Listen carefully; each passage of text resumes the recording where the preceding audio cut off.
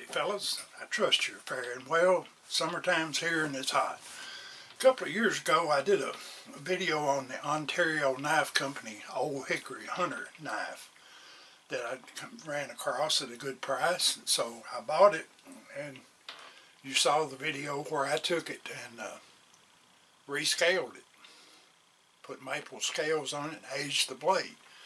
Well, shortly after that, I found that the Ontario Knife Company had been bought out by Blue Ridge Knives Company of Virginia. And not long after that, they ceased production, so you couldn't get these knives anymore, nowhere to be found. Maybe on Amazon you might find one, but pay out the ear for it. But my good buddy Tommy Litchfield down in Mississippi sent me an email and said he'd stumbled across on Midway USA one of the old Hickory Hunter knives for sale. So I checked it out, and sure enough, there it was. I thought, well, maybe it's just a overstock, or where they bought out the remaining inventory of Ontario knife. But I did a little more research, and it seems that the Blue Ridge Knife Company has started offering these again. So I jumped on the opportunity to order another one, because this turned out to be probably one of the best feeling knives that I've got once it was rescaled.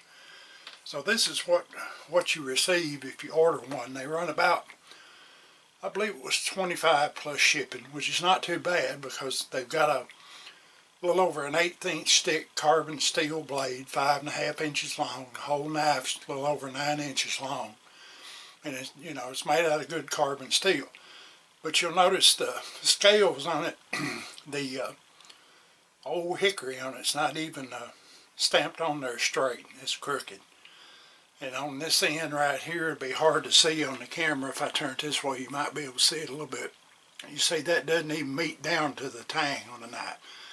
But nonetheless, I'm going to take those scales off.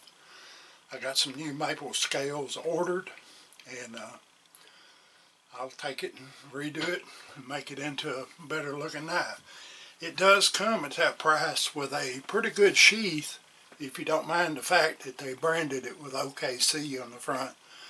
That's okay. I may figure out some way to put a piece of scrap leather or something, a little fringe on it, and glue it or sew it down, and make the sheath look a little bit better. So if you're looking for an authentic looking knife like the mountain men or long hunters would carry back in the day, contrary to what Hollywood shows you, they carried some great big long Bowie knife looking thing. They would have carried something about this size, a utility knife that could be used for their camp chores or skinning chores or whatever they may do.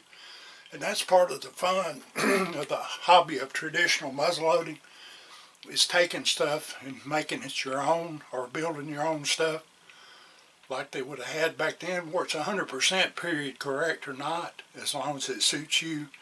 That's the main thing. So you can take something like this with a little work and a little skill, you can turn it into your own to put it with your muzzleloading kit.